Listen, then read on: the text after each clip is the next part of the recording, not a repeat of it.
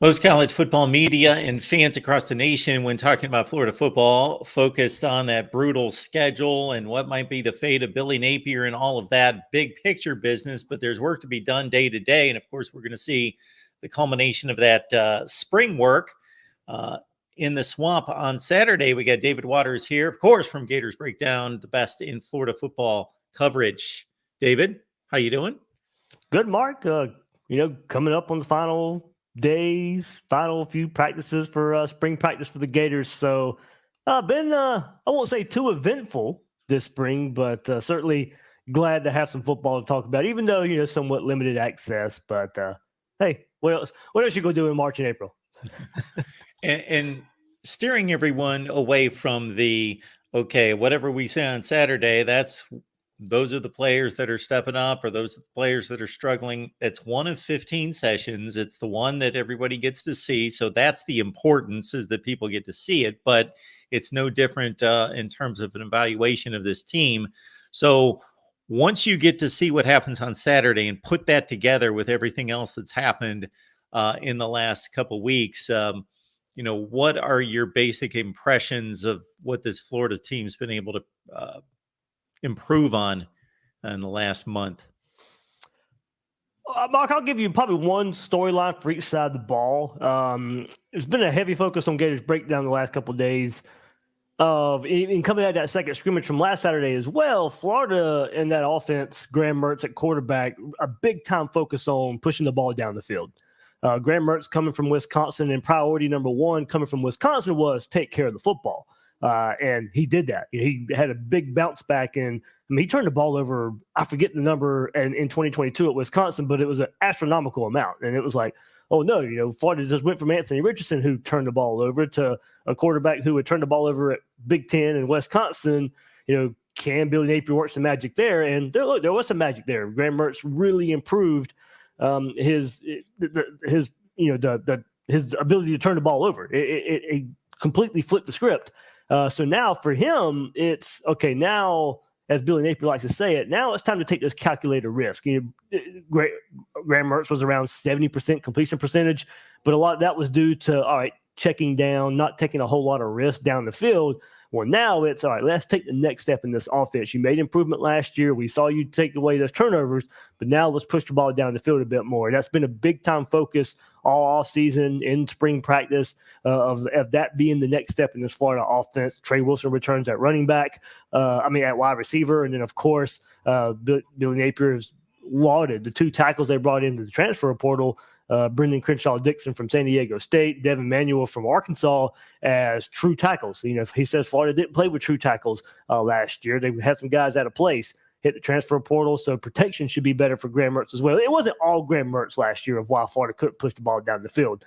Mark, anytime Florida would almost play action pass or a deep drop, there was a lot of pressure in Graham Mertz's face. So protection up front, Graham Mertz taking more chances and then relying on a weapon like Trey Wilson at wide receiver should go a long way in Florida, getting that explosion in the offense. And then on the other side, Mark, it's been lauded and hopefully something that comes to fruition in the fall would be much better safety play. I just mentioned the transfers all along the offensive line for Florida, but Florida hit the transfer market heavy for the safety position as well. Brought in Asa Turner from Washington, and then DJ Douglas from Tulane, Triquez Bridges from Oregon, to create some competition with Jordan Castell, who was all SEC freshman last year, and Bryce Thornton, who got a lot of freshman playing time last year at the safety spot as well. So Florida needed experience to help push those guys. And DJ Douglas and Asa Turner have been probably names I have heard the most out of any players this spring as far as improvement goes, a position group that Florida needed help at the safety spot,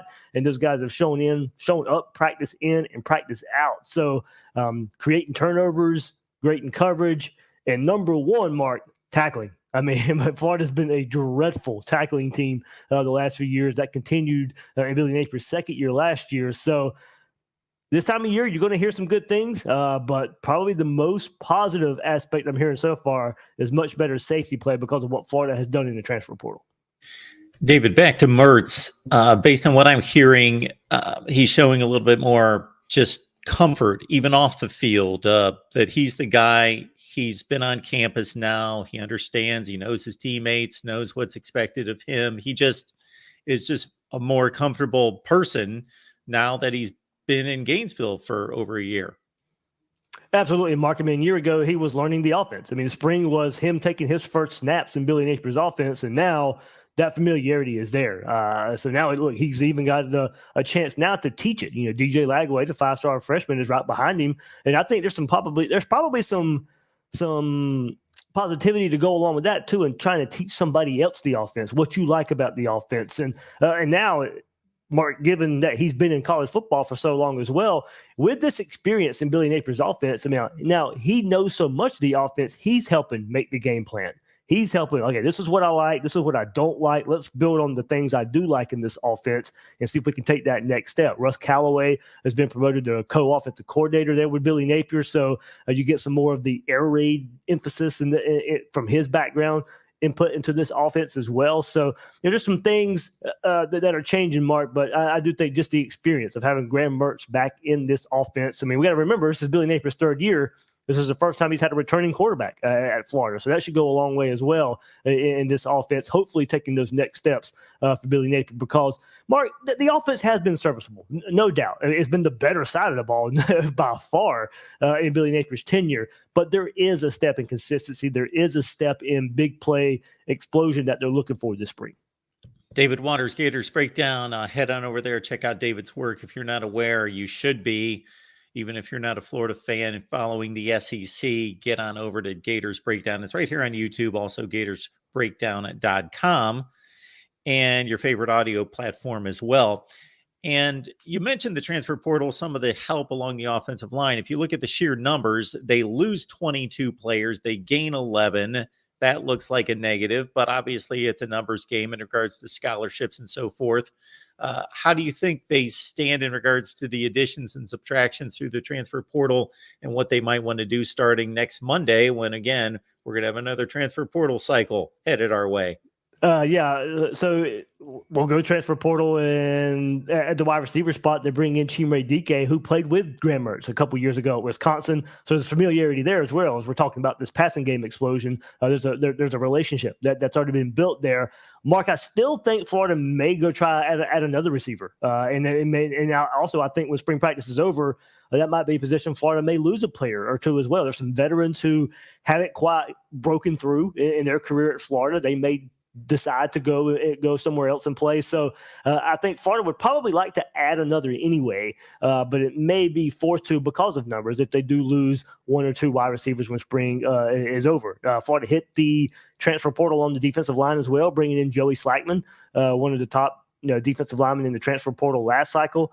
In that winter cycle, one of the top defensive linemen in the transfer portal. But I still think Florida could use one at edge rusher as well. They have a very young player in TJ Searcy, who's in his second year, thought to be probably the main target there to take over for Princely Human-Mielon to at that edge spot to create pressure on the quarterback. But I think Florida could probably use some experience there at the same time there, Mark. So did hit the transfer portal with George Gums, but he transferred from Miami of Ohio, if I remember off the top of my head right.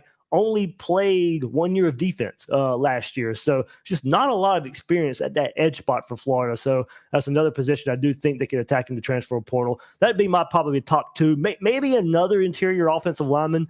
As I said, they hit the transfer portal for 2 tackles. If push came to shove, maybe another interior offensive lineman, but wide receiver, edge rusher, maybe tight end as well is where Florida could go transfer portal hunting and when it opens up next week. So if nothing drastically changes before August, where are the biggest position battles? Ooh, I'll go safety again because I said there were some young players in Jordan Castell and Bryce Thornton who played a lot last year, and they brought in some experienced guys in the transfer portal. So I do think it's a big benefit for Florida, Mark, to create a whole lot of competition in that room. I think who comes out of those battles will be a big, big plus for Florida. linebacker, I mentioned edge rusher, but this is kind of how I explained it. It's just so young at edge rusher. TJ Searcy is the guy, but maybe behind him some battles. But I'll go with the linebacker. Shamar James, the incumbent, not doing too much in spring this year as he recovers from an injury. Bring in Pup Howard from South Carolina, right up the road in Jacksonville. Florida missed out the first time. He spent a year in South Carolina. Year 2, he's now at Florida. He will probably, to me, end up being the guy besides Shamar James, but he's in a battle with Jaden Robinson. Some other guys, Manny Nunnery has been limited this spring a bit too, maybe backing up Shamar James. But I like that competition there at the linebacker spot. And then probably the running back behind Montrell Johnson. He's for sure the number 1 running back. Trevor Etienne on his way to Georgia. Trayon Webb in his second year. Florida brought in a couple of true freshmen they're really excited about in this running back room. So I do think running back behind Montrell Johnson could be a pretty interesting battle as well.